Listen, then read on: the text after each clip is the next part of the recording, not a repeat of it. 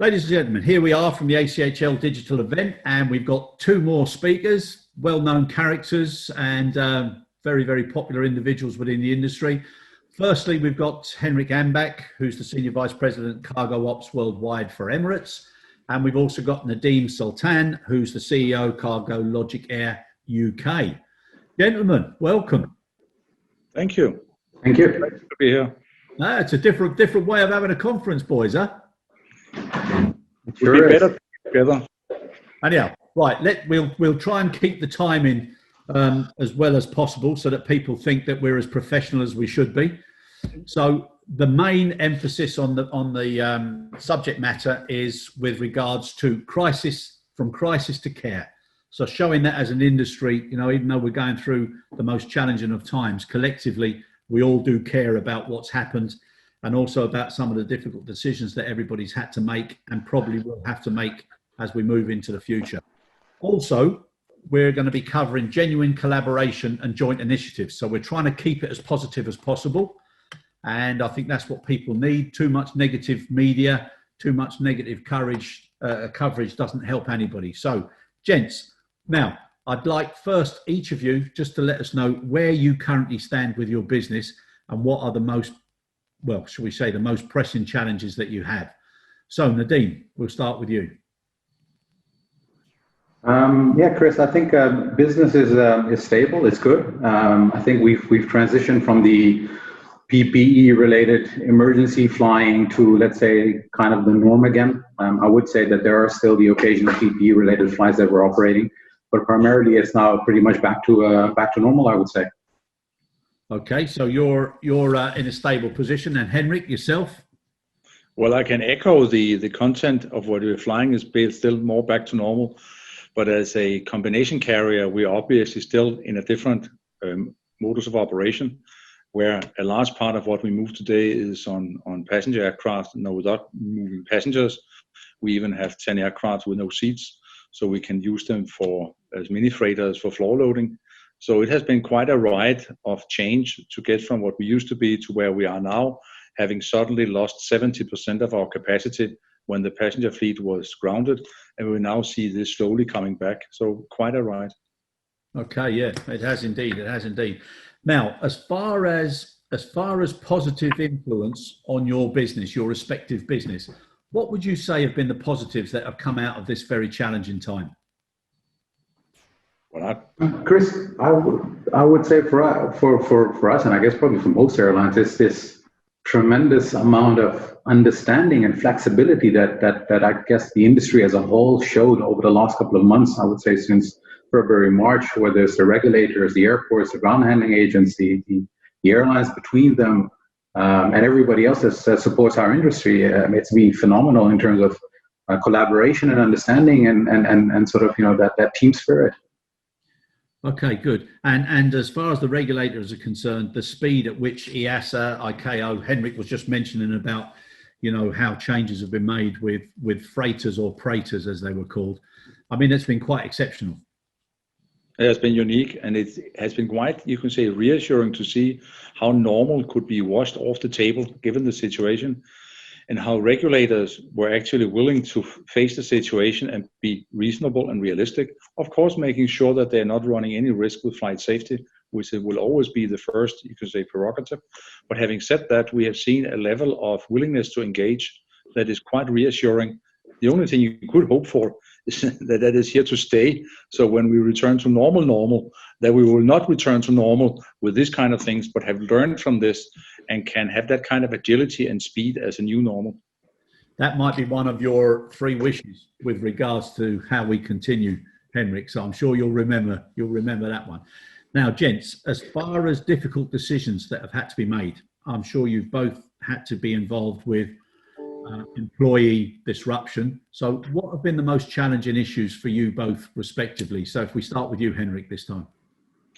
Well, we very quickly, when we lost our passenger fleet, had to take a decision to close down DWC and consolidate in DXB. And we actually managed with a 10-day notice from decision taken to consolidate our entire operation at DXB. So we had freighters and what became freighters or passenger freighters at one hub. It was not a difficult decision to take, as such. Logic was clear enough, but it came with a lot of hard work to get it done, and in particular, in a very short period. Secondly, of course, you have the whole human side of it. But here I have to say that for the cargo division of Emirates, it has been, you can say, very reasonable, because we have basically been running and working full speed during the whole crisis. So we've not seen what you have seen in other parts of airlines, our own inclusive, where you can say either being stewardesses, pilots, and so forth that have been to some degree made redundant. We have not seen that on the cargo side because we have been busy doing our business. Yeah, it's terrible. And Nadeem, from your perspective? Yeah, I think business-wise, of course, things got extremely busy. I would say, but I think for us, for us as a management team, the challenge was really making sure that our staff are safe, especially the crews and the load masters and the mechanics that are out on our airplanes flying into those still considered, let's say, a little bit riskier destinations where, of course, COVID was still active, so to speak. So whilst we of course fully understand our, let's say, social responsibility and corporate responsibility, and also the sense of pride of course being a UK airline, helping the UK government with everything else. But of course, we also had to make sure that our crews and everybody else on those airplanes heading out into the regions were kept safe, and we provided them everything we possibly could. And equally, of course, the people who are in the office, like the OCCs, the MCCs, still getting on the tube in London to move around to get to the office. There's still, of course, risks involved. And that was really, I think, one of our biggest challenges is to maintain safety of all our staff while they continued supporting the operation.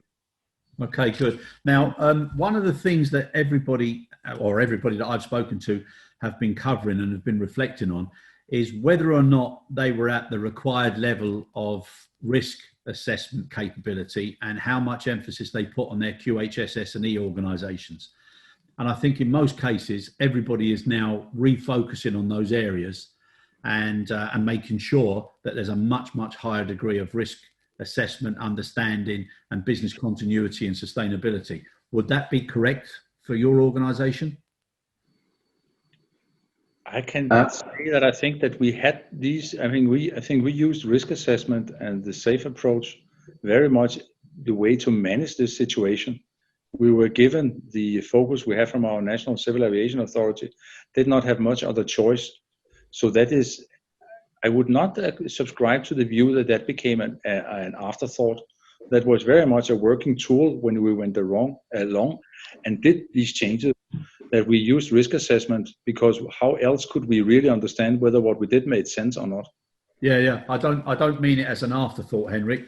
What I'm saying is that it became obvious how important those particular skilled areas were, and probably they became more prominent from a boardroom perspective and a senior management perspective, rather than a normal tick box exercise that is done because it's a matter of course.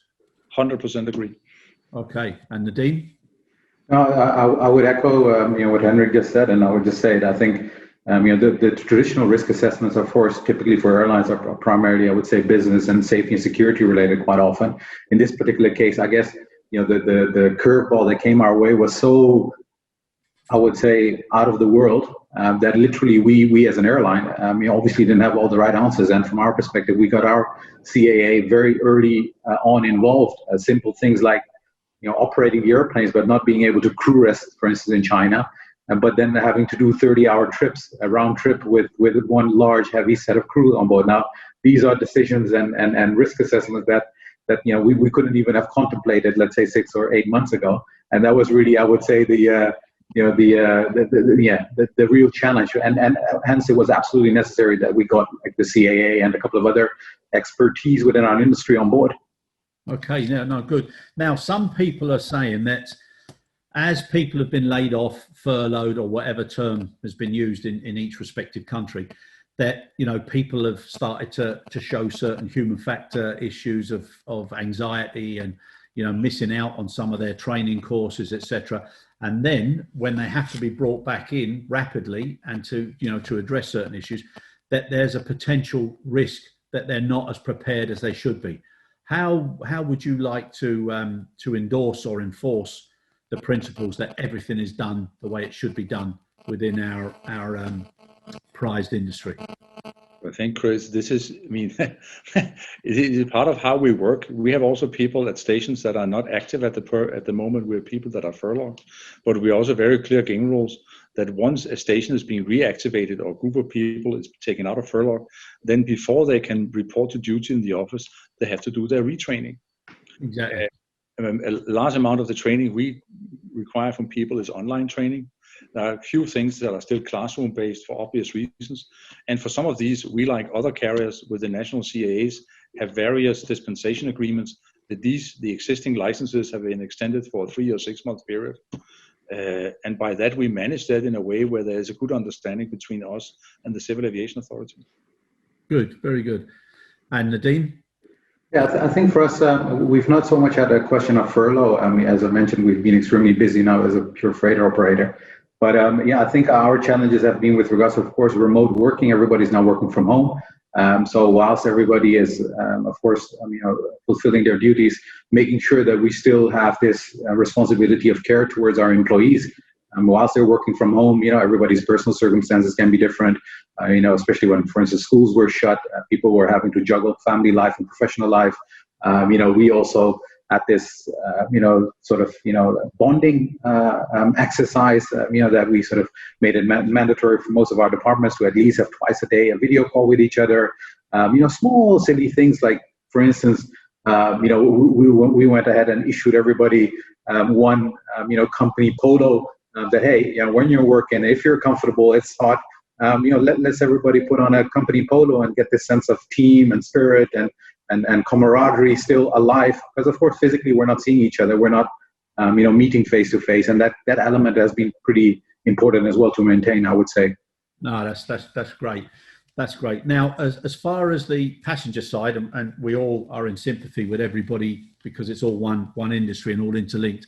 But one of the interesting facts is the amount of touch points on the commercial passenger perspective, which can be anything in excess of 600. And then on the private aviation, it's anything from 50, 60, 70. So consumer confidence is going to be something that's really, really going to be a big influencer as we get back.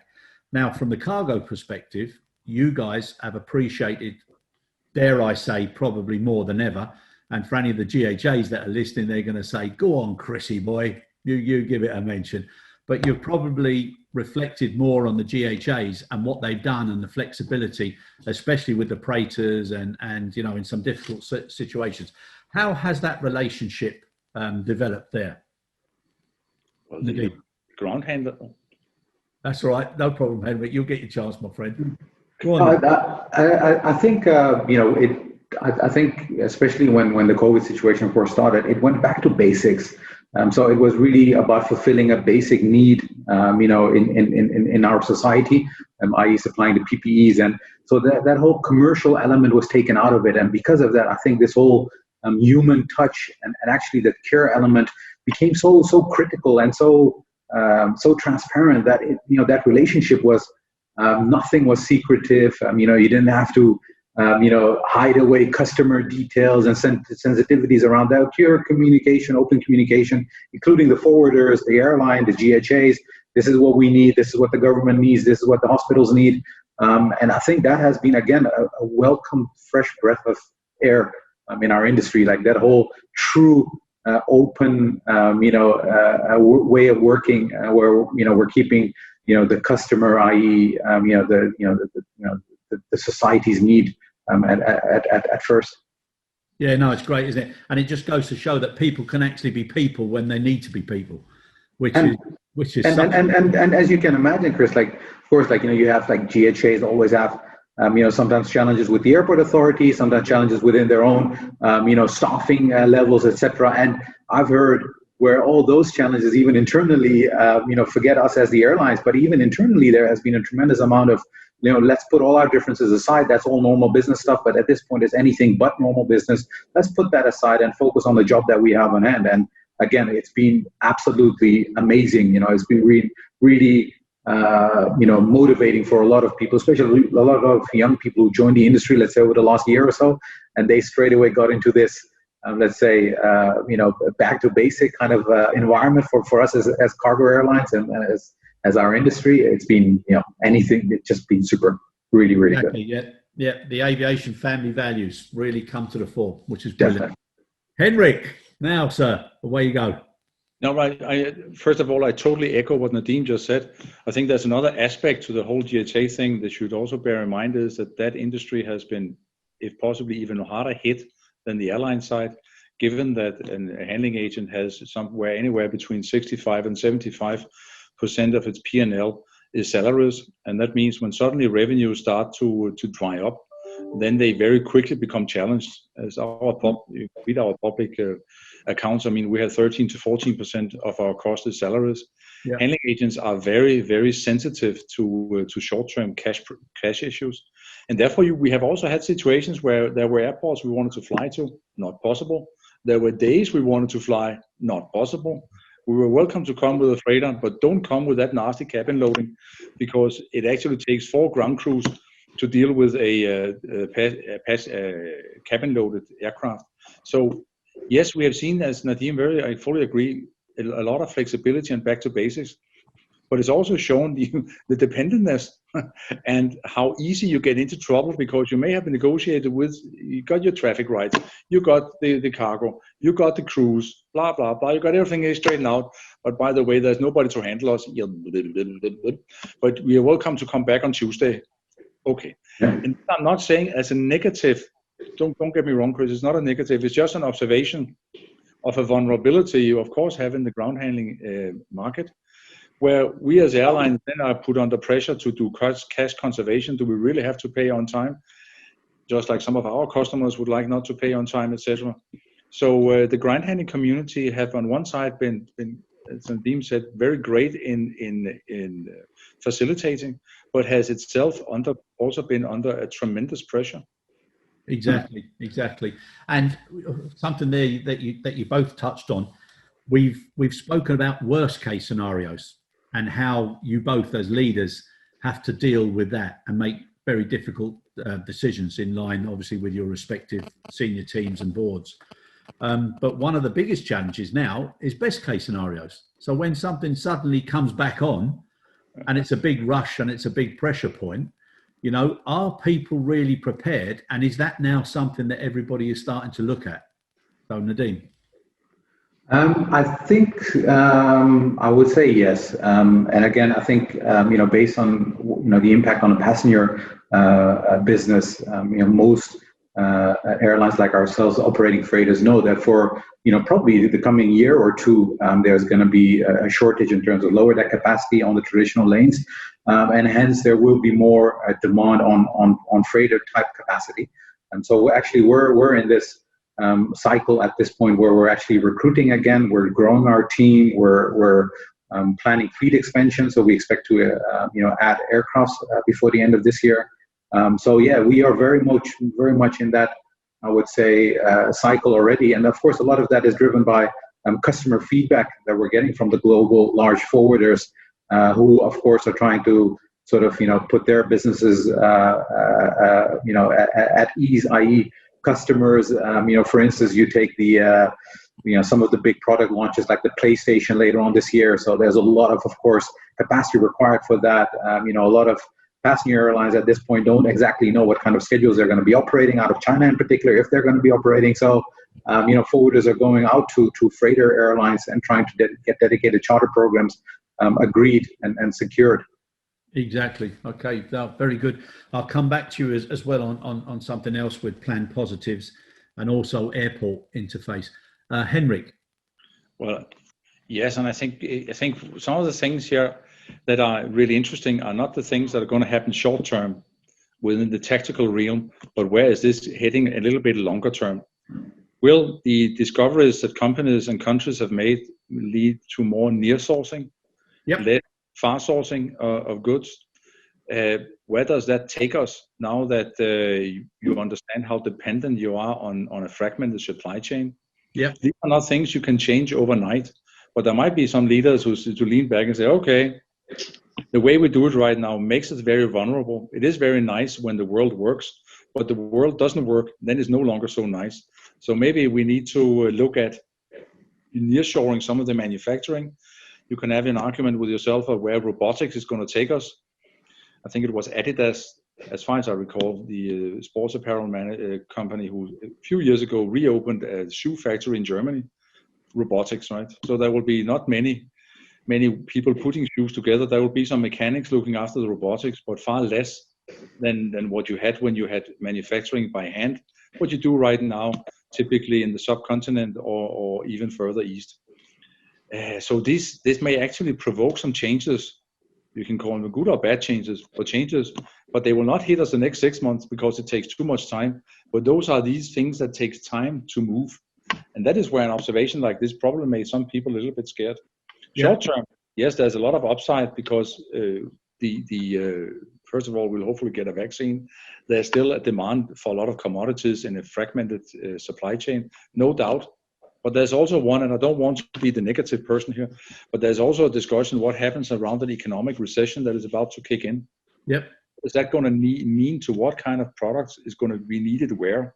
Yep. You could say, and I don't misunderstand what I say now, is Apple's cleverest move, was that to launch the SE or to go out with a high-priced Apple 12 coming soon? Right?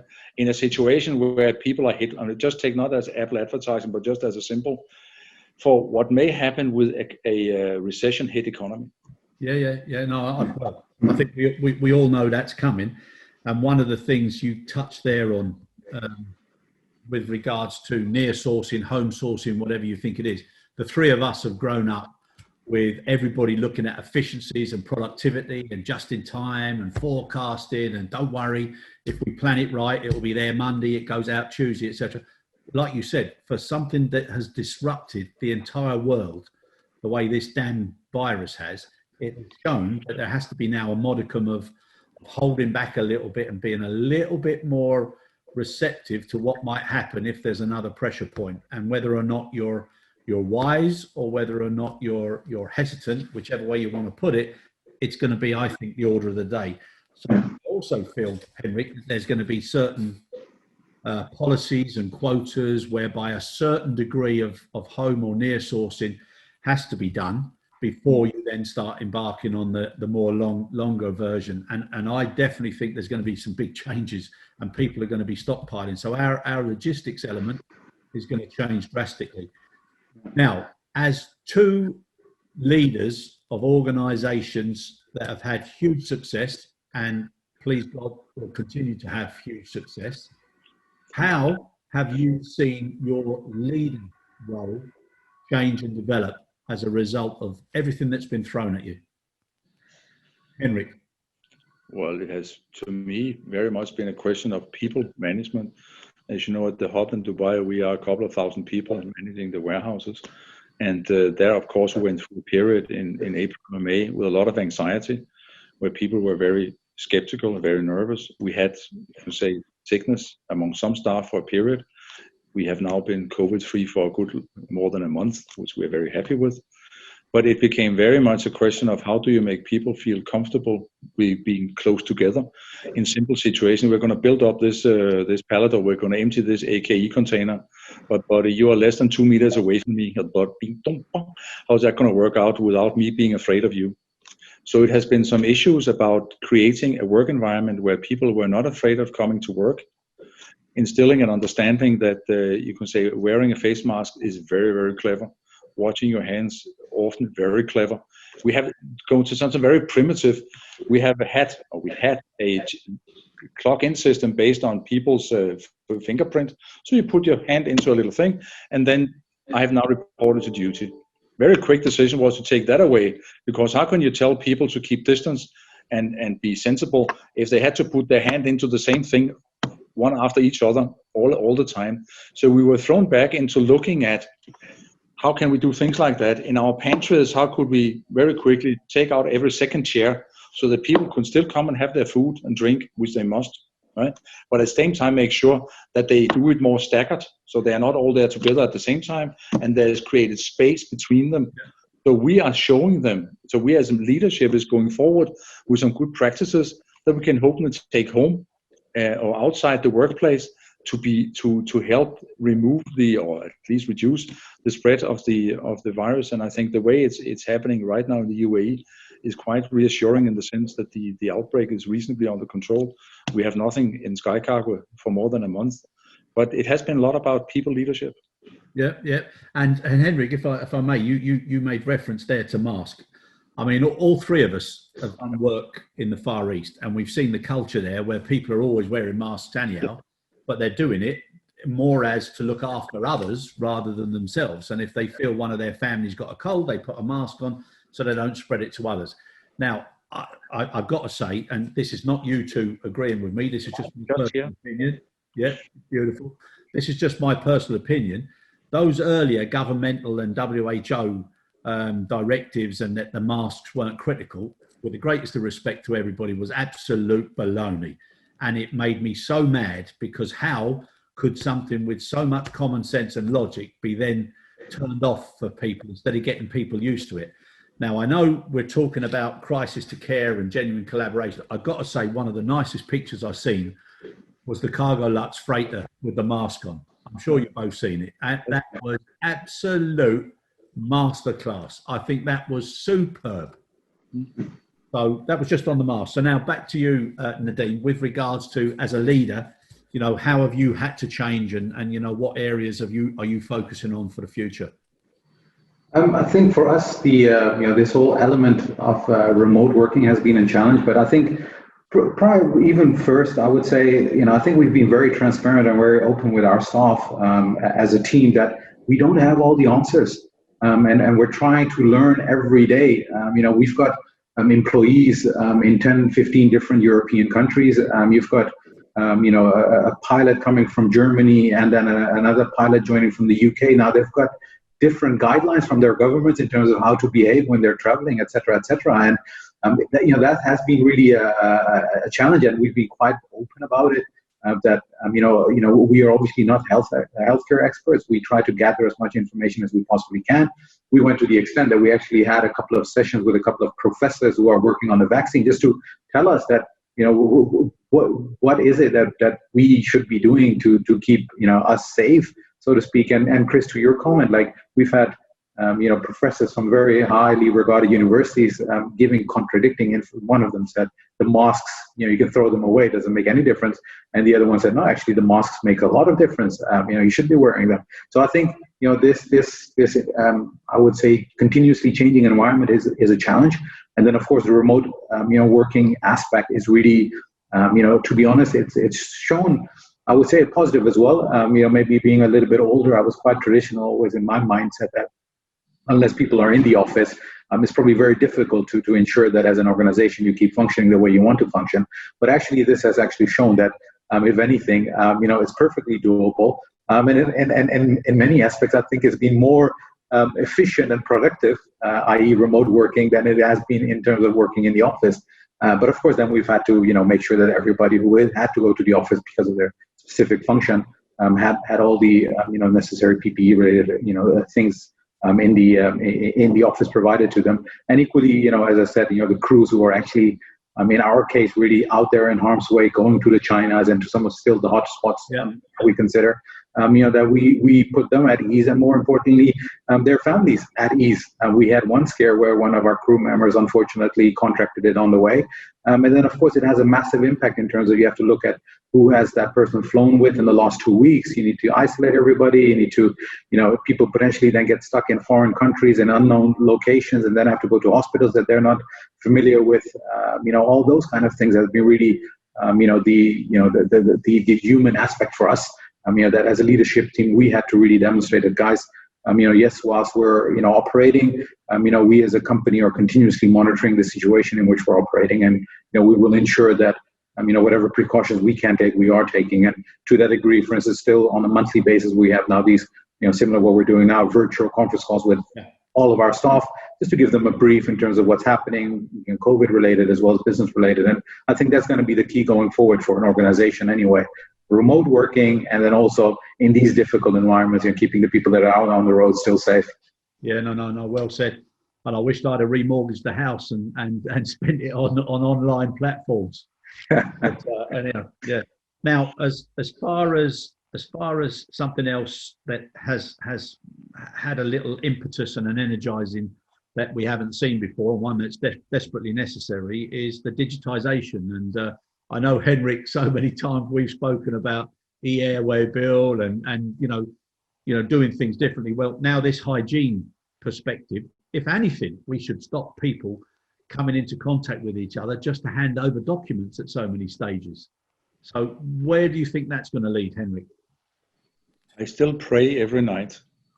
The governments around the world will eventually decide that you don't need a printed health certificate with a stamp and a blue ink signature, but that you actually can have a digital set of data. I mean, the airway bill, as you correctly said, was digitized many years ago, following up on the e-ticket. Big success for the ticket side people. They didn't have to digitize the passport. Good for them. We still carry ton loads of documents because governments in my little world have not done their job of ensuring that we as businesses can operate without having to move cargo.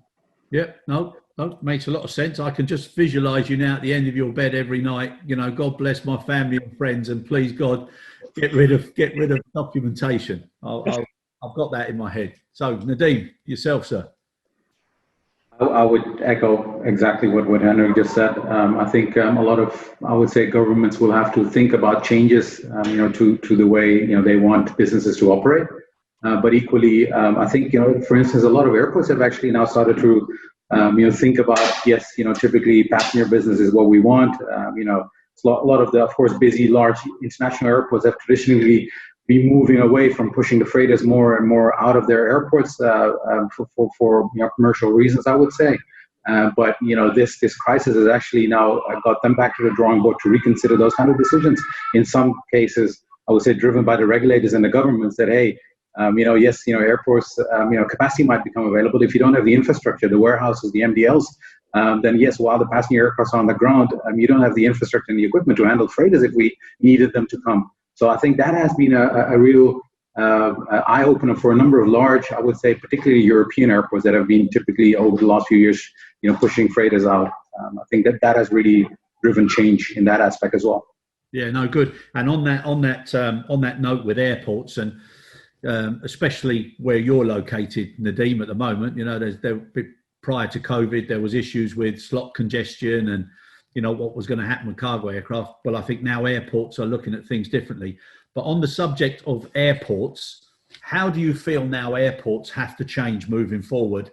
And especially with regards to being consistent between point A and point B, not just on the passenger side, but even on the cargo side. So airports, I think, have got an opportunity now to come together and sort of almost facilitate the tripartite organisation of the carrier, the airport, and the GHA, and everything else that goes around it, and influence which airport is the most popular airport for ease, convenience, consistency, collaboration, etc. So they've got a great opportunity. No, and I think we've seen examples where, even for instance, there were a number of airports where, for instance, trucking was such a big issue that, the GHAs were fine. They were offloading airplanes, cargo was being broken down, but there was maybe one road leading up to the airport and all the trucks got stuck. We needed somebody neutrally then to be the umpire, so to speak, and ensure that flow was directed. All those kind of simple things where literally some of the airports have become very, I would say, responsible and taking ownership of that. That, okay, we as the airport authority actually have a role to play here, where especially when you have multiple GHAs, to make sure that those kind of basic streams and flows, continue, the way they should be, and then try to avoid, of course, any impact on the operation. And I think that's really been, I think for a lot of airports, that's a new element, I would say, in terms of how they run their airport, so to speak. Traditionally that was always left with, ground handling agents, airlines, truckers, but actually now it's the airport authorities themselves who are also getting a bit more responsible, I would say, and also taking ownership of that aspect. Very good, very good. Henrik? Yeah, you have the classical syndrome in some airports where they sit and think whether we should build a parking house or allow another warehouse, right? And until now, the parking house would always win because that supported the passenger business. But maybe now there's a second thought, say, hey, maybe we also need some more warehouse space. So the parking house may not be the first thing we should think about for environmental reasons, which anyway rather make a tramway or an electrical train connect to elsewhere. But in terms of infrastructure allocation, some airports might now pick up and say, yeah, we are actually short of infrastructure for cargo, and we should allow more space to be used. Yeah, very good, very good. Now, a quick feedback from you both. You've both invested an awful lot, and you both specialise in perishables and pharma. And touch wood, please God, whichever God anybody looks up to, vaccines will be coming at some point within the next nine months or 10 months. Now, I read somewhere that even if the vaccines came and the distribution and making sure it was evenly distributed around the world, even for half of the vaccine needs is going to be something like 8,000 freighter operations. So it's a huge logistical exercise that has to be taken. All three of us know how important it is to maintain that cool chain. Now, what do you think, and how well prepared are you both for that distribution that's going to take place sooner rather than later? Well, I think, Chris, the task is so big that it's not for one company. Exactly. Because when it comes out, there will be a need, as you mentioned, for capacity without end. So it's not going to be something one airline or one forwarder at the end is going to sit on. That's probably not realistic. So it's going to be something that many players will need to be part of, or will be part of, which is a good thing. Some airlines have spent more time building the capabilities, the skill sets, the infrastructure to support it. They will, of course, be easier a choice to be part of this, but I don't think anybody has the capacity on their own to deal with this in any form or shape. 100%.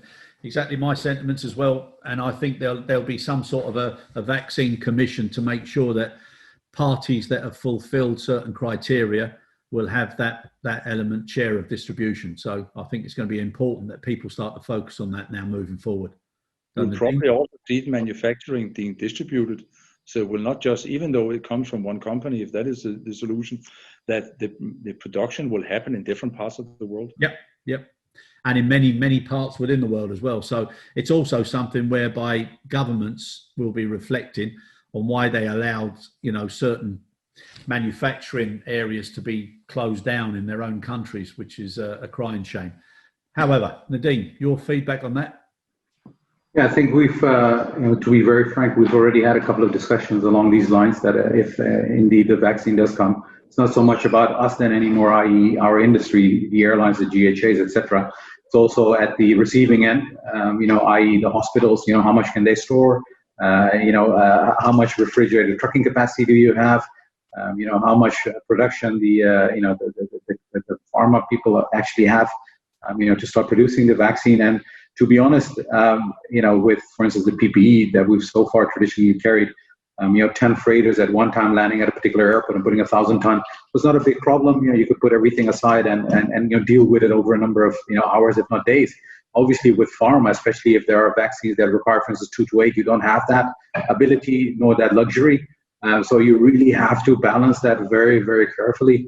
And that's something where we have already had a couple of discussions with ground handling agent as well as the local health authority to get a gauge that if it does come to that, we then need to be a bit more I would say a bit more number driven in terms of yes, we can put a 747 somewhere, but it's 100 ton. Do we have the trucking capacity? Do we have the storage capacity? Do you actually have hospitals that are going to use that much in a number of days? We also don't know how long that vaccine can be kept. There's a lot of ifs and buts there. So as Henrik points out, then that discussion is going to be a lot broader than our industry. Yep, 100%. And the sooner they start doing that now, the better. So it's not as rushed as it was with the PPE, 100%. Now, gentlemen, we're getting near to the end of the session. And one of the things I asked you to be thinking about was what 3 things, and this isn't a definitive, there's no document you have to sign before the end of this, but which 3 things would you, in your respective leadership positions, be willing to commit to? And then equally, which 3 things would you like the rest of the supply chain that helps you achieve what you need to? What would you like them to commit to? So if we start with you, Nadeem, for the 3 things that you would personally support. I think to start, more centralized steering from a lot of these organizations like IATA, ICAO, IASA. As I mentioned, there were a lot of let's say operational new situations arising, and of course every CEA was kind of figure out for themselves how to deal with it, and some collaboration probably would have helped there. So that's something I think that would be good if ICAO/IATA and IASA, for instance, could be a bit more the driving force in terms of at least giving guidance to individual CAAs. The other thing has been, I would say, the understanding from a political perspective as well. Like we still, for instance, ended up going to airports where you still had noise pollution and night curfews and those kind of things. Some airports were more flexible than others, but that's something I think the political leadership in a lot of countries, and I guess at a local level, need to think about that in the future. If there is an urgent need, then those kind of restrictions need to be quickly, I would say, put aside to allow for the movement of cargo. And then I would say some sort of temporary assurance. And I would say here, for instance, in Europe, a lot of governments, of course, step forward with sort of employee protection plans in terms of we will subsidize salaries, et cetera, and I think that's something that organizations and I guess governments need to be very thoughtful of. You can imagine, for instance, in organizations like where Henrik works, where you've got one side of the business doing very well, but the other side not so well. You've got people coming to work who perhaps are worried about their own livelihood, about their own jobs. So they've got this two sort of things that they have to think about whilst they're coming to work and extremely busy. At the same time, they're unsure about their I would say future. That's something where I would say governments need to take a more proactive stance and support businesses in at least for at least a short to the medium term, provide some assurances that allows us then to provide those to our employees equally and put that at ease. So I think these are, I would say, the 3 main things that I think the world perhaps needs to take away from this pandemic. And again, today's COVID, it could potentially be something else in the future, God forbid, but it's a reality that we have to deal with. In terms of positives, Chris, I would... Sorry, Nadeem, I'll cut you short there while you can think of those, because what I'll do now is I'll just flip over to Henrik, and where you gave me the ones that you would like to see to support your side of the business. Henrik, if you can give me 3 that you feel you would comfortably commit to, that would be great. Well, as I mentioned before, I think it's for many of us has been an reminder of the importance of people management, people leadership, the issue around ensuring what your people are doing, and that can partly be the safety in the workplace. Nadeem talked a little bit about the distance or home office and the super effectiveness we have experienced about this. So you can say allowing people, so partly the people leadership, and with that also opening up for people being allowed to blend their job life and their private life better. We have been brought up in our generation that you have to keep a separation between your work life and your job life. I'm not sure that reality is what we have learned now. I've had a great time at home in the home office, and I could also after lunch take my 20-minute nap on the couch. But then I might work later in the evening because that fitted better with the work hours in the US and phone calls and so forth. And I saw that from many of our people. So a commitment around this with the blending work and the non-work time better, which I think a lot of people, families with little children and so forth, will be very happy to take on. Then, of course, the old discussion about industry collaboration, and Nadeem touched upon it with IATA, ICAO, and so forth. There's still a lot to be done, where people still is based on too much on silo thinking. And then, of course, as the final one, documents no more, please. Thank you very much. Okay, so let me just clarify again now. So that you've given me a little bit of a mix there as to what you would like to see from the industry. But what I want is, what are you specifically as a leader prepared to give with regards to more open collaboration with everybody. Yeah, but we are very okay.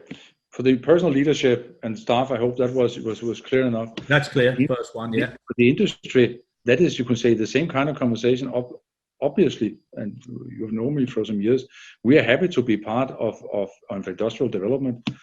I spent some of my time as the chairman of CargologicAir, just as a small micro example of you can say industry collaboration where we try to develop something new. So there is a clear commitment from us to be engaged. Emirates is currently providing the vice chairman of the Dangerous Goods Board, etc., etc. The chair of the Flight Operations Safety Committee on the flight upside. So a clear commitment around this with industry collaboration because it is damned important. Yeah. Okay. Absolutely clear.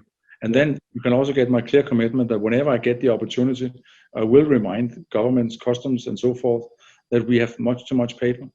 Yeah. Got that down as well. Too much paper. Right, lovely. So now back to you, Nadeem. What personal, as a leader of a large organisation, would you be willing to commit to on this collaboration and crisis to care principle? I think, Chris, I would echo in terms of the leadership things that Henrik just mentioned, in terms of flexibility. 1 second, guys. I think one of the kids. 1 second. Don't worry. That's fine.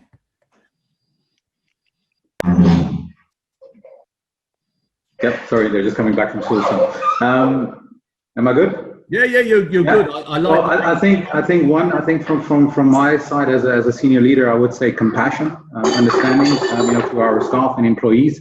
Of course, it's not just about business; it's also about family life, personal life, and COVID, of course, impacts that as well. So that's something that is absolutely been key. So that's something I will take away. Two, I think as a senior leader within the industry, while we're of course competing quite often between us as airlines, I think transparency and open communication in these times is key, especially when it comes to operational matters, where one airline has been to a particular airport and the other one has to go there as well. Sharing, some sort of, at least operational kind of information that helps prepare. That would be something I think we will commit to as an airline. Very good.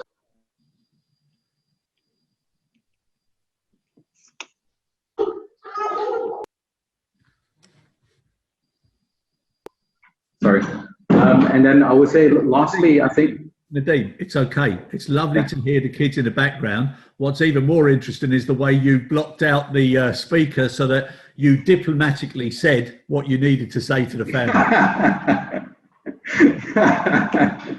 You know how that goes, Chris. And I would say, lastly, I think, corporate responsibility as a business. Yes, under normal times is about, serving your customers and of course, running a commercially viable business. But at the same time, we've got corporate responsibilities as well, social responsibilities as well. If you are an airline with large airplanes, and then in these kind of needs, you need to take ownership and also, that sense of responsibility. And I think that's something that we as a business will commit to going forward, that if there was, God forbid, ever a need like that again, no matter what the commercial impact would be, it's first about helping people and helping, the society, and we will put our foot forward for that. That's very good, lovely. And now, Henrik, just to finish, anything, from any part of the supply chain that you'd like to see to support your best interests and objectives? I think we have talked about it already, Chris, and I think we learned a lot about being more open with each other. Yeah. Between shippers, forwarders, and airlines, from the standpoint that if you're not open, it's more difficult to come with the right solution. I think we have learned a lot from being forced to learn. It's sad thing is that we need to be forced before we learn it, but hey, that's what it is. So a continuation of that would be good. A continuation of you can say the openness around airports and authorities and the way they go about their part of it. I mentioned that already, and I think the authorities have been very forthcoming. If you need an STC because you take out the seats in an aircraft, fine. It doesn't have to take a long time. It can actually be done quickly, of course, while making sure that everything is safe. Yeah. So those are the core areas, I would say. Okay, very, very good, gentlemen. It's been an absolute pleasure. One thing I'd like to leave you with before we close is on the podcast I've been doing, I've been getting lots and lots of feedback from people who love the industry, and they're so proud and happy to have been part of the aviation family. And I say have been because an awful lot of the people that have made contact are now displaced through really no fault of their own. And so one of the things that I'm trying to do is how do we keep those people involved, included, updated, so that, please God, in the future, sometime they will be the first ones that would be invited back, irrespective of whether they get the chance to join another industry. And any other industry would be so pleased because of the amount of regulatory and focus and attention to detail that our employees have. But I think there's an opportunity centrally somewhere to either, all support some sort of regular communication, updates, etc., to anybody that has been displaced, so that they still feel as if the family cares about them and that there's an opportunity to return home one day. Difficult to argue. You're absolutely right. And I think that is where you can say, you yourself with your podcast and the people you take into podcasts, you can say, give an opportunity for people to be updated. That might be backed up with something more formally where people can join. Yep.